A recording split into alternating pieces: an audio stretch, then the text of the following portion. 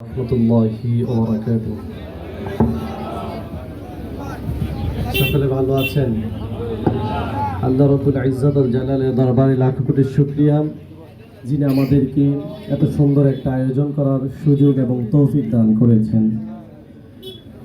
উপস্থিত সম্মানিত অতিথিবৃন্দ এবং সম্মানিত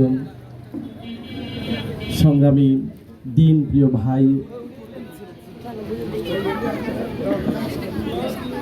সকলের প্রতি আমার আন্তরিক শুভেচ্ছা ও সালাম। শুরু করতেছি পবিত্র কালামে হাকিমের থেকে। আল্লাহ তাআলা সূরাতুল কাসাসের মধ্যে বলেন যে আমি ইচ্ছা করলাম তাদেরকে ক্ষমতা দান করব, অতঃপর আমি তাদেরকে